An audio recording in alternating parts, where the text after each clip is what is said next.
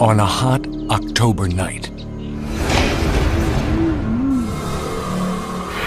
an Australian adventure takes a sudden and terrifying turn. When 7 unsuspecting tourists enter dangerous waters, and a moonlight swim turns into a desperate search for a missing friend.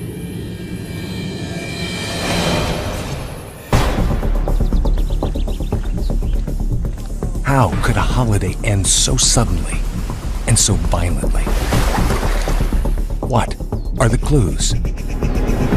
Where will the answers be found?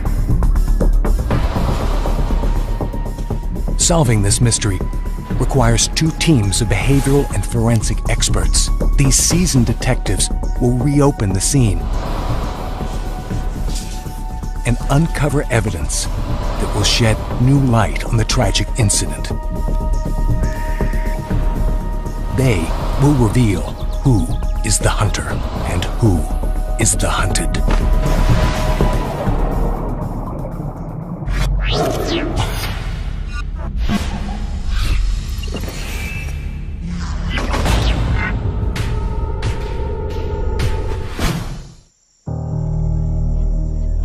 A full moon rises over the outback in northern Australia. 10:30 p.m. A group of backpackers is enjoying a refreshing dip in an idyllic waterhole. Their laughter echoes out across the surface of the water. When suddenly, one of the swimmers disappears below the surface of the water.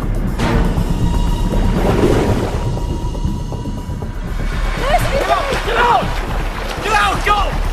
Get out! Who or what is responsible? And will the missing friend ever be found? Where's Isabel? Some of the answers will emerge only months later in a Darwin courtroom.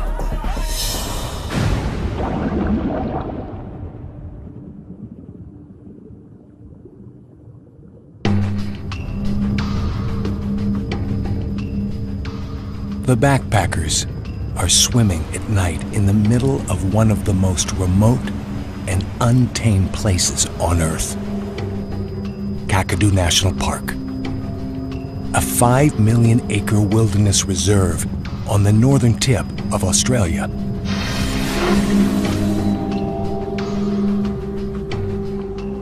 The young travelers are part of a tour group consisting of 5 British men, 2 Dutch cousins, and 2 German sisters, Valerie and Isabel von Jordan. They are all here to enjoy the natural wonders of the Australian wilderness. Kakadu was awesome. This place was just like a different planet almost, like just with the scenery was breathtaking. It was a place like no other. But for the Von Jordan sisters, the natural world provides a special refuge from violence.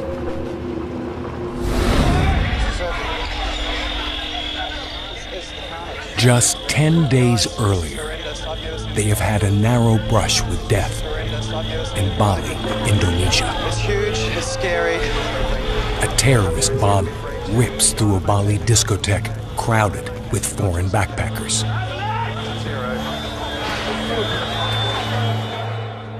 It's a club the sisters had visited just 2 days before. More than 200 young people are killed, most of them foreigners. From my understanding, it's Isabel and her sister had come to Darwin as a direct result of the bomb. It had gone from a holiday paradise into just like a nightmare. But their troubles have just begun.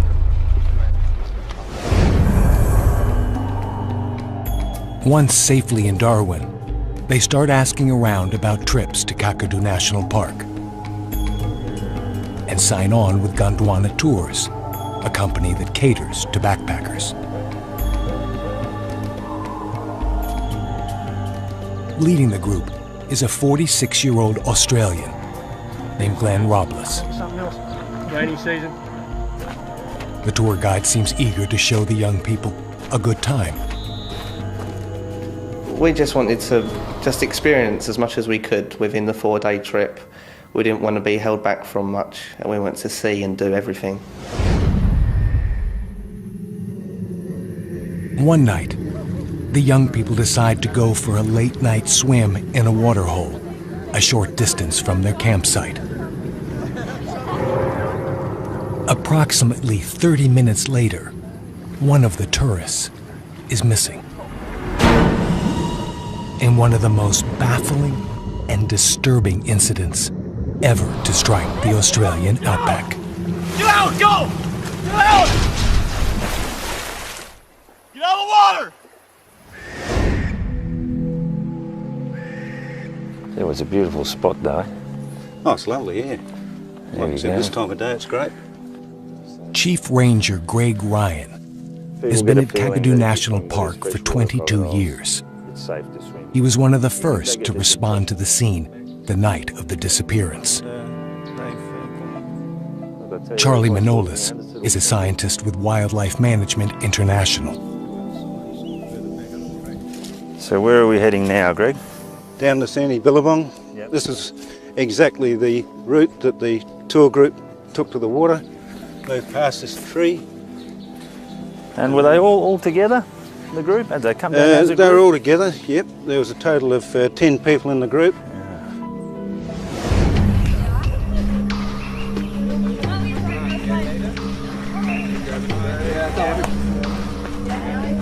Two members of the group didn't enter the water. They stayed out here. They lit a fire. One person was playing a didgeridoo. So there would have been Situation. a fair bit of talking, presumably, and yeah, like most tour groups, everyone having a good time. Yeah, they were in high spirits. Around about 10:30 at night. Okay, They so it was actually late. arrived at the beach. Excellent. Yes, it was late. No. Well, it would be pretty inviting. That time of year, be hot and sweaty. That looks so good, doesn't it? 7 members of the group entered the water here. 2 or 3 stayed on the water's edge. The other members of the group moved further out into the billabong. Yeah.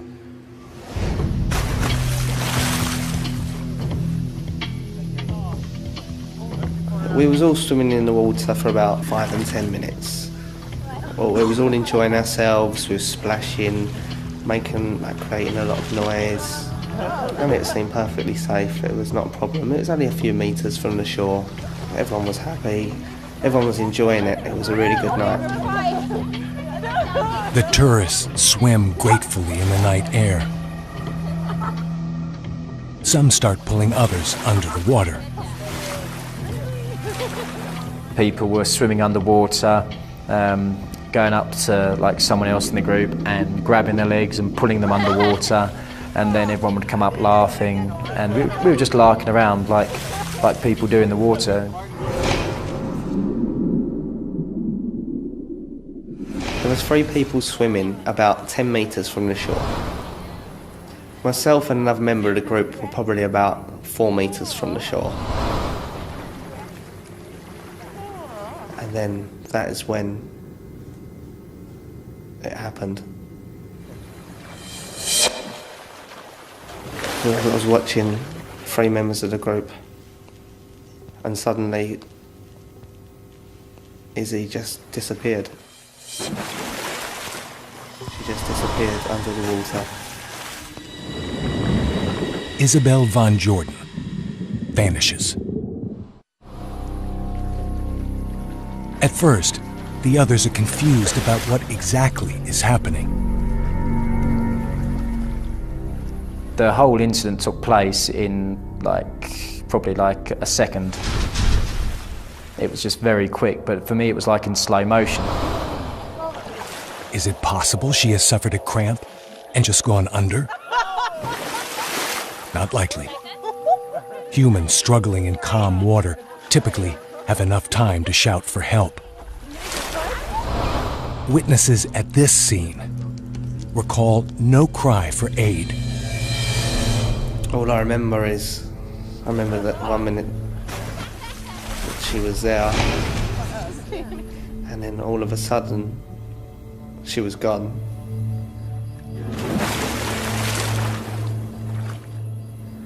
And there was like a sound of a deep thudding sort of splash, and yeah, she was gone. Some believe it is part of the game they were playing. I thought he was playing a joke. Didn't really think much of it. But this time, it is no joke. After maybe 10 seconds, she still hadn't surfaced. 20 seconds, she still hadn't surfaced. Get out! Get out! James Rothwell is the first to sound the alarm. Come on, get out! I realised then what had happened. That's when I was like, everyone just needs to get out. Within 30 seconds of the disappearance, everyone is on shore, except for one. Easy. So we all sort of come together and started shining a torch on top of the water to see if we could see any sign of Izzy. Izzy. Me too. People were shouting her name, but Isabel. there was no sign of her. Izzy. What has happened to Isabel Van Jordan? It isn't long before flashlight beams reveal a terrifying clue.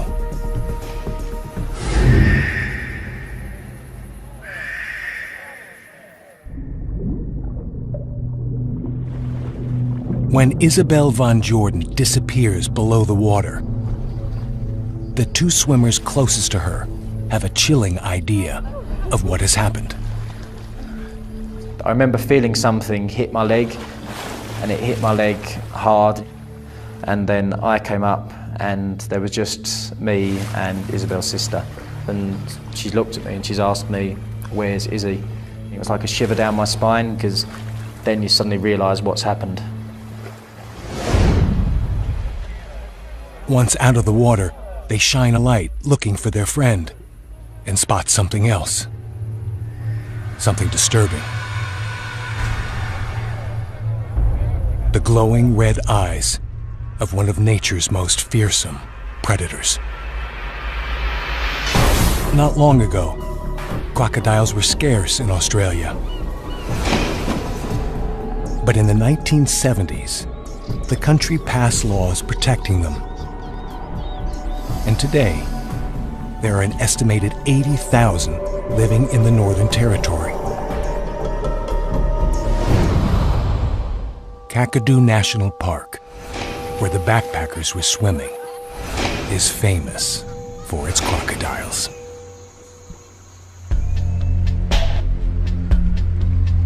The crocs of Kakadu are big business. Tourists from all over the world travel here for a chance to see the predator in its natural environment. But attacks on humans have been remarkably rare. Accounts of the few that have occurred are told repeatedly on tourist boats that cruise the waters in and around Kakadu. The horrifying story of Val Plumwood is one of the most popular. One of the more horrific attacks I've ever heard of, folks, and read about, is a woman out here in the East Alligator River out in Kakadu National Park. Went canoeing up and down the river. And well, she was canoeing along and a large crocodile came up and started bumping the side of the canoe.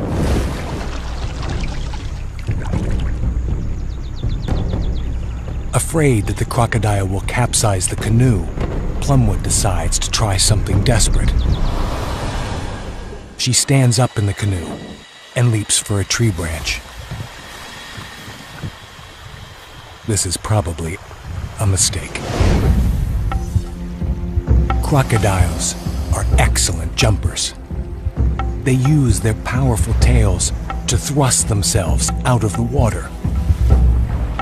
Some can leap the entire length of their bodies. They do this for one purpose: to capture food.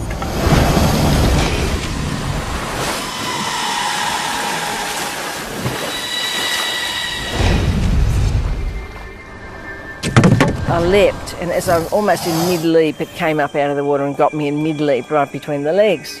My initial feeling was one of disbelief. You know, this couldn't be happening, it was a dream. It was just a flash. A flash of teeth and water that pulled me down under the water and spun me around in this to be a death roll. It pushes the water into your lungs. I really felt like I was being drowned. The death roll is a crocodilian signature killing technique. It's used to confuse prey, to neutralize resistance, and to aid in the croc's ultimate goal, to drown the victim. The animal that grips Val Plumwood in its jaws quickly spins her into two separate death rolls. But suddenly, they stop. Crocodiles are capable of rapid bursts of energy, but the huge predators have one weakness. They tire quickly. Lactic acid, the chemical that causes cramps in human muscles, floods a crocodilian's bloodstream following a power surge.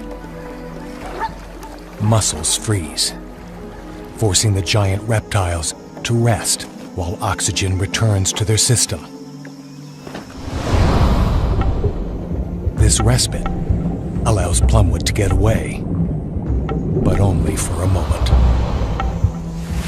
And I pulled myself awake, and it came and got me again round the thigh.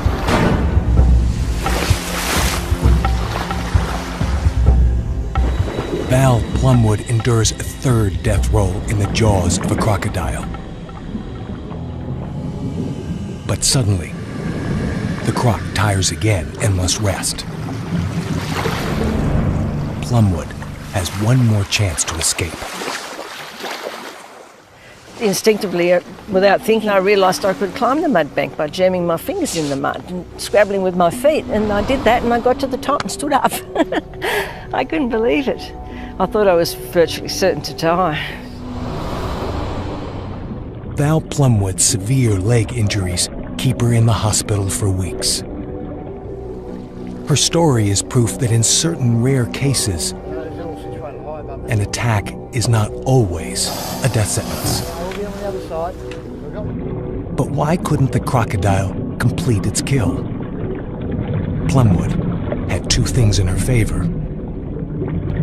One of them was the size of the crocodile. The crocodile that attacked her was estimated to be 9 feet long, half the size of a fully grown male.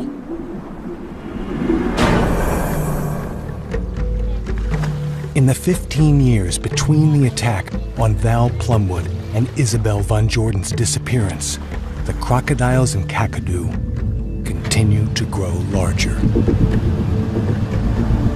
And then there is the scene of the attack itself. Plumwood's life was spared in part by the shallowness of the water. The water wasn't deep enough for it to hold me under. So if the water had been even a foot deeper, I think it would have been able to drown me. For those reviewing the Van Jordan incident, the depth of the water is a key consideration. Let's go and have a look where it happened, mate. Righto, I'm cutting. Okay, cut your motor. Okay, well let's just see exactly how deep this is here, mate. My guess is that it falls off very, very rapidly from the side there.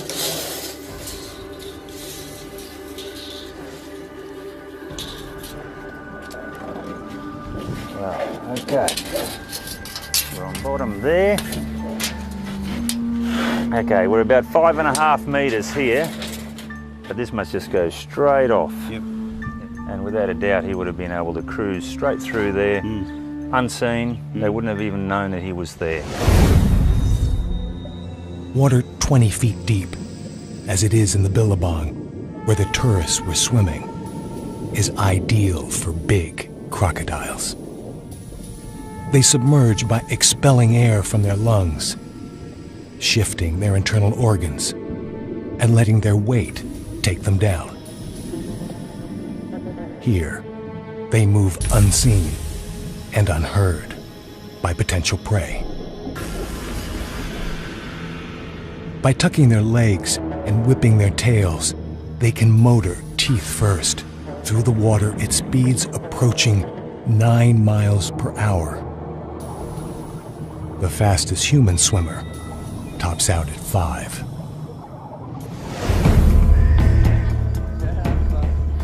There is perhaps no more dangerous place to be in Kakadu National Park than treading water in a deep, dark billabong. But that's where this group finds itself on a hot October night. And when it's all over, one of the swimmers will be convicted of a crime.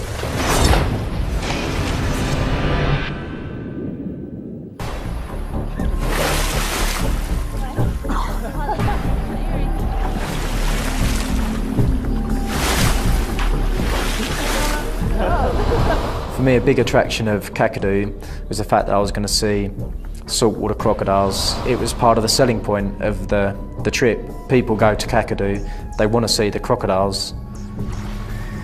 Over the course of their doomed holiday, the backpackers are exposed to the harsh Kakadu climate and tempted by its wild beauty.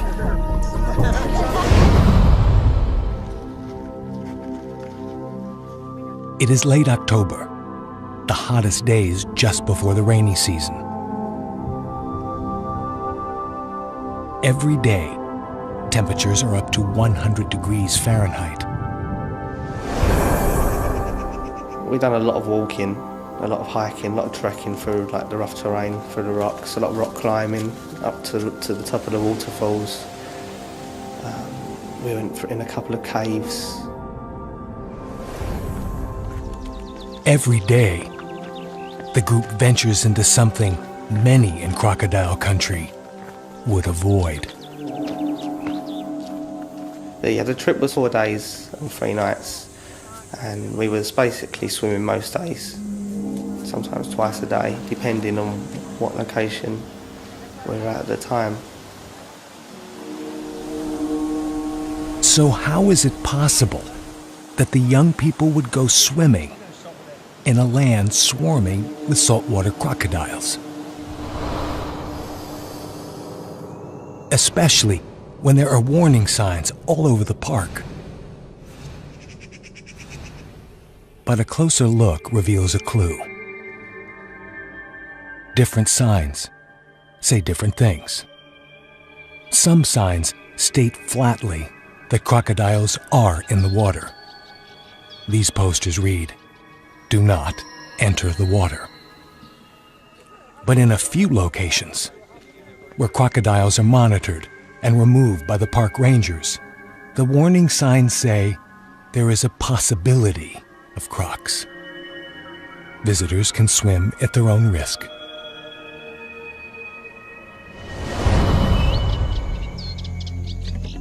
On the third and last night of the trip, the idea of swimming comes up once again.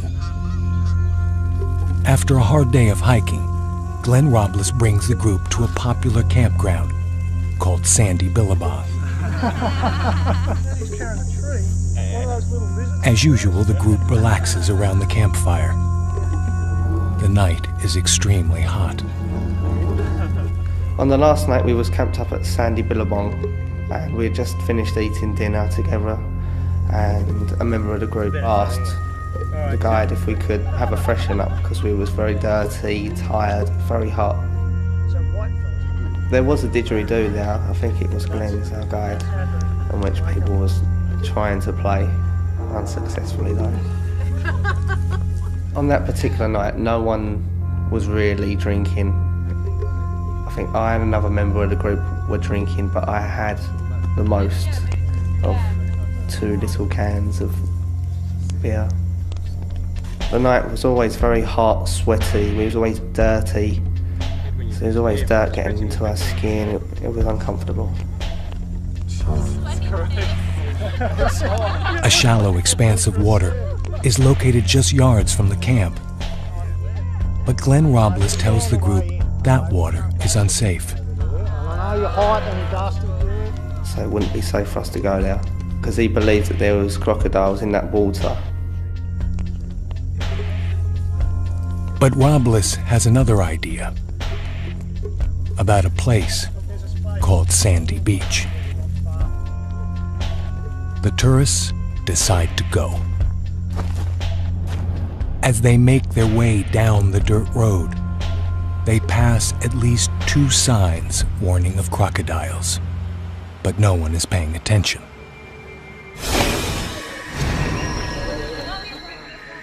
The setting there, it was very dark, it was very eerie. A single flashlight beam scans the billabong, looking for eyeshine. Eyeshine is a signal that a crocodile is in the water. Crocodilians have a special crystal layer at the back of their eye that acts like a mirror. It creates a reflective eyeshine that can be seen for hundreds of yards. This water passes the test. No crocodiles in what appears to be an ideal place to swim. The first impressions of the billabong was that it was a small stretch of water. I didn't think it carried on very far. For me, it was a swimming hole. I could see the other side of it. It just looked like, from what I remember, it was a small place. Billabong meant nothing to me. But had the young people known about billabongs, they may have reconsidered.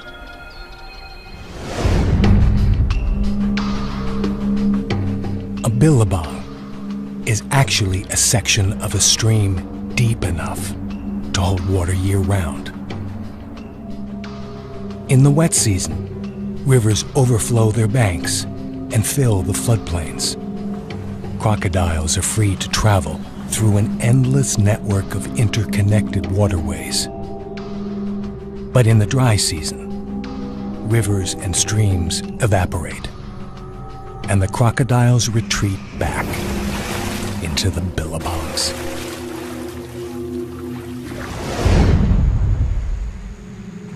Sandy Billabong may have looked small that night, but just past the beach area, out of sight to the tourists, the waterway turns and opens up into nearly 2 miles of prime crocodile habitat.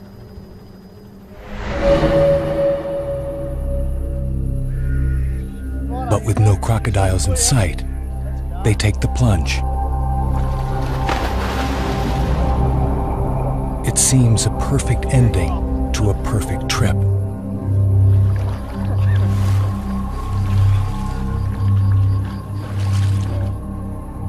Things are going so well, Glenn Robles drives back to the campground to encourage another group to join the late-night swim.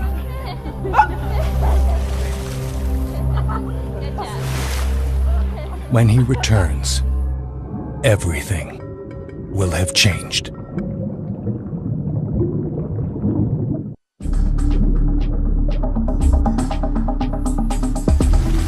Their tour guide gone, the 7 backpackers continue to play in the billabong. Meanwhile, something is closing in, unseen and unheard. A 14-foot saltwater crocodile. The tourists may be blinded by the dark, but this fearsome predator is not. Crocodile expert Greg Erickson and emergency medical doctor Brendan Furlong review the tools crocodiles use to navigate through the moonlight. So, Greg, I understand Miss Van Jordan was attacked at night. How would a crocodile attack Well, what happened in this particular situation is they drove up in a Jeep. Jeeps make noises, and these animals have excellent hearing out of water. What they do is, as they come to the surface, their nose is out, their eyes are out, but also their ears. And they have excellent hearing. So I'm sure that this animal heard that Jeep come up and probably got excited. Here's an opportunity potentially to seize some prey. They had a campfire, partying, these sorts of things, making lots of airborne noises, and this animal was well aware that they were in the area.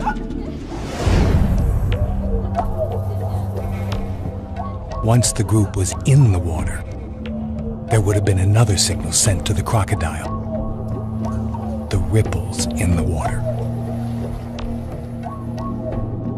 Crocodilians have a unique way of picking up these signals through small bumps on their snouts, known as dome pressure receptors.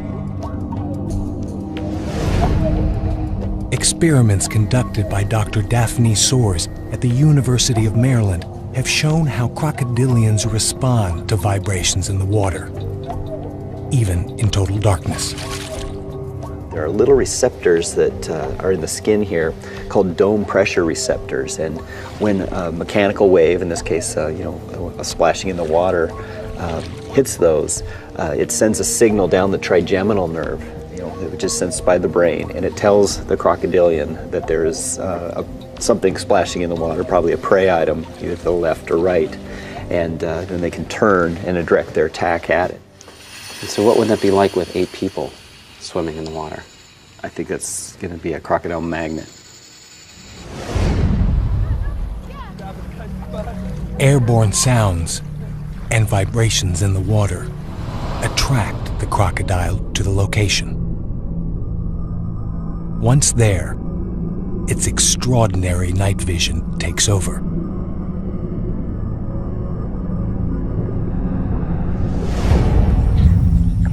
Crocodile's eyes are set close together and oriented towards the front.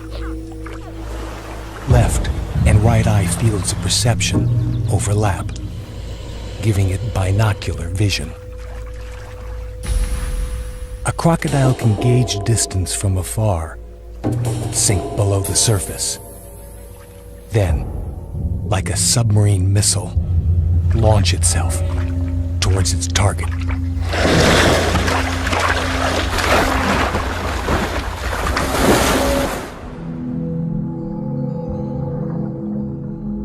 I didn't hear anything, didn't see anything.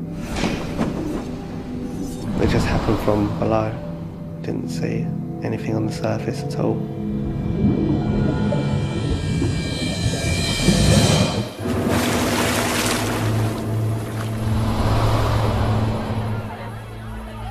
Once out of the water, they shine a light and see the danger sign they hadn't seen before. Izzy!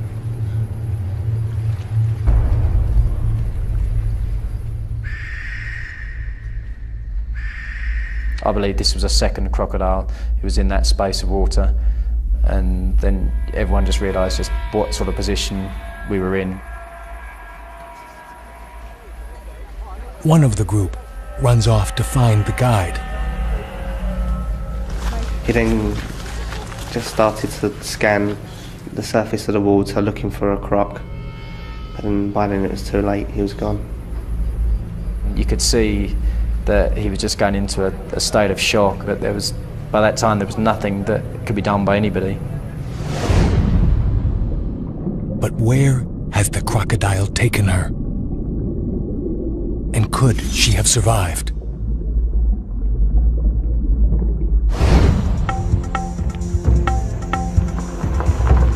Park Ranger Gary Linder, Kakadoo's top crocodile hunter, is on the scene 2 hours later.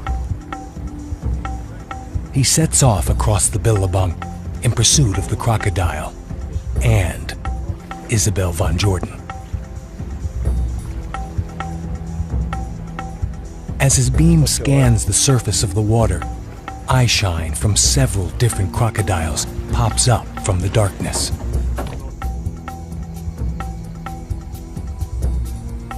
But these are younger crocodiles, unlikely to take a human.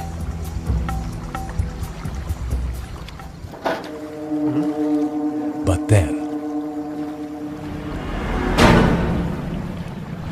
we travelled for a little bit and then bang, up the eastern end, brilliant big eye shine, which was telling me this is something big. the boat drifted towards the eyes that lie waiting under a pandanus tree.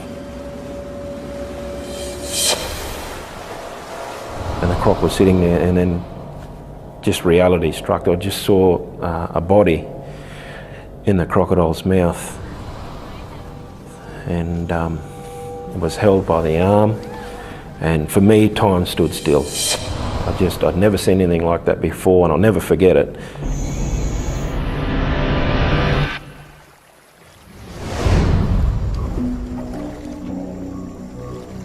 Lindner and his colleagues have found the croc and the body. Now, they must figure out a way to bring both back. For a second or two, I was just stunned, you know. And then he just submerged and he swam back under the boat. The croc was making his escape with the body. The size of the animal and the depth of the water left Isabel von Jordan totally defenseless. Ranger Gary Lindner now begins the most urgent hunt of his life, chasing the crocodile in a 2-mile-long billabong.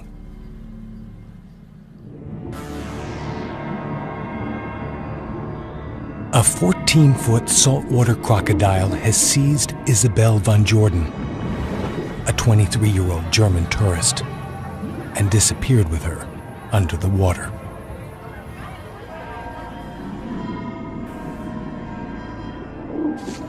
And then he just went deep, and then went straight to the bottom.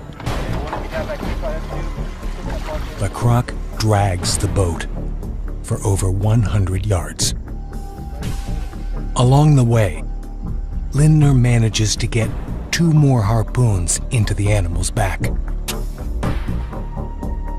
By now, the croc has been underwater for a very long time.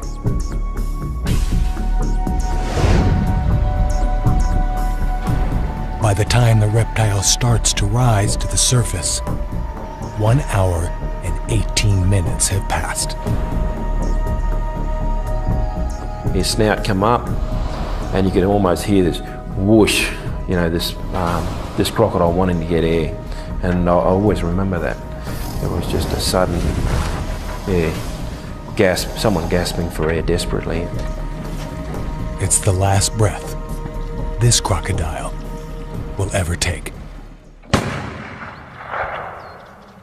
A shot rings out across the billabong, and then another, and another, and another.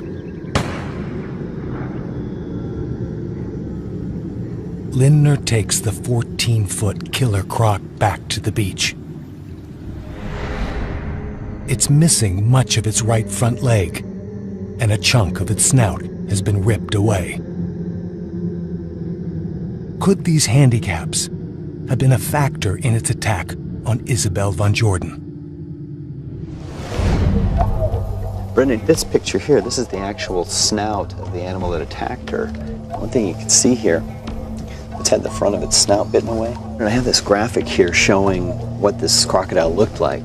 Is that more than usual, the amount of body you would see above water? Oh, absolutely, yeah. Normally you would just see what we call the cranial table here, just the top of the snout, and you know, the eyes and the ears, and that's all you would see. But because of the condition of this animal, it had to keep its snout up really high, and obviously made it a much more visible animal. You know, if it can't sneak up on prey and get kills, it's obviously going to start starving. And it was extremely skinny. It may have resorted to just about attacking anything it could, just in the hopes that it actually could get a meal and make it through. One mission is accomplished, but now Ranger Gary Lindner has another task. finding the body of Isabel von Jordan. But where did the croc let go of its victim? Lindner decides to return to the place where he cast the first harpoon. So I thought immediately that's probably the most likely spot that it would have dropped Isabel, because it's worried about its own survival. It's gone from being predator to prey, or the hunter to the hunted. And as it turned out, that sort of guess, it turned out right. We went back and Isabel was lying almost immediately at the site where we first harpooned it. The damaged crocodile had taken her nearly 2 miles, searching for a quiet place to feed, away from the other, healthier crocodiles in the billabong. When Lindner finds her, the wounds on Isabel von Jordan are remarkably minor. What can you say about the kind of injuries she sustained in that initial bite? Well, it's a little tricky. In a strange sense, it's a relatively protected area of the body, and you know, we have vital organs that live underneath here, but our ribs are really there to help protect us. Because she was pulled under the water, held under the water, she died from drowning.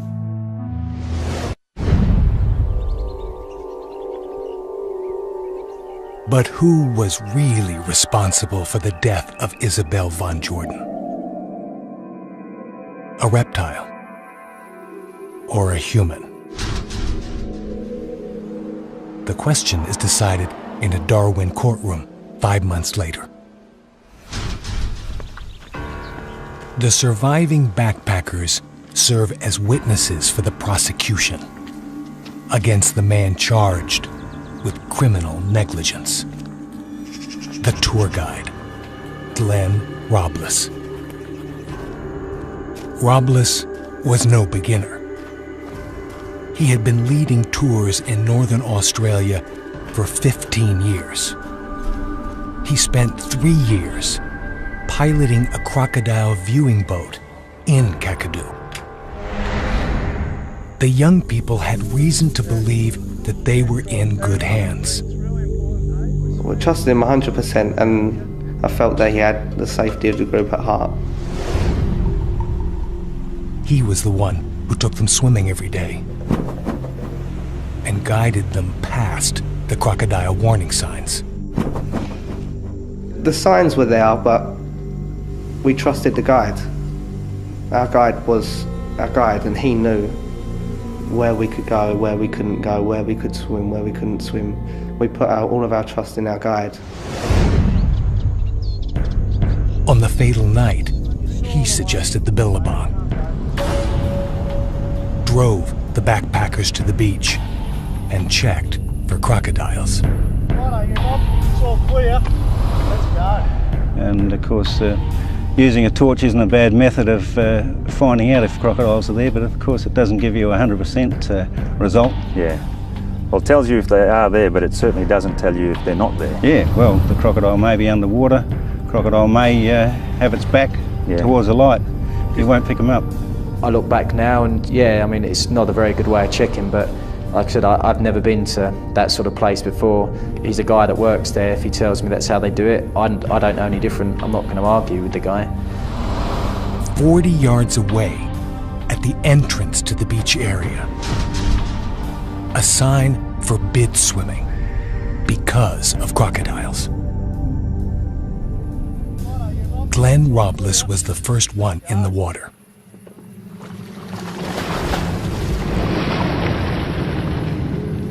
He made us feel at ease because he was the first person in. He was so relaxed and so confident that the area was safe, and then we just followed by example. Robles wasn't even there when Isabel von Jordan was taken.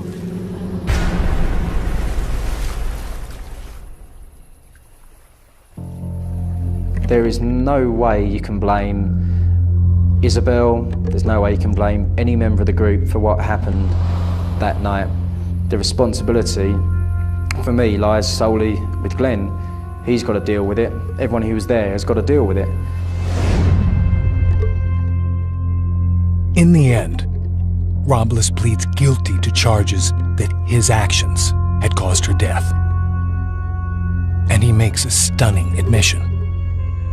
He had known crocodiles frequented the billabong, but thought it was safe because he believed he had seen Aboriginal people swimming there years before.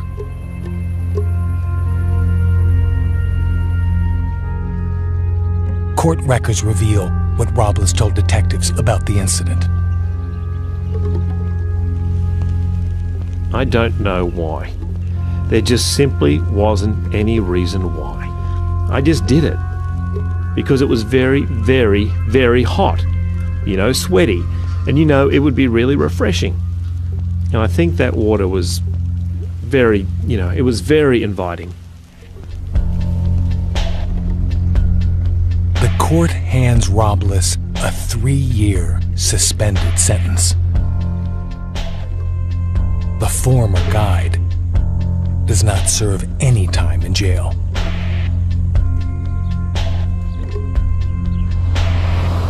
We may venture into the wilderness and entrust our lives to those who claim to understand the risks. But even experts can sometimes reach too far and lead the innocent traveler across the line from being the hunter to being the hunted.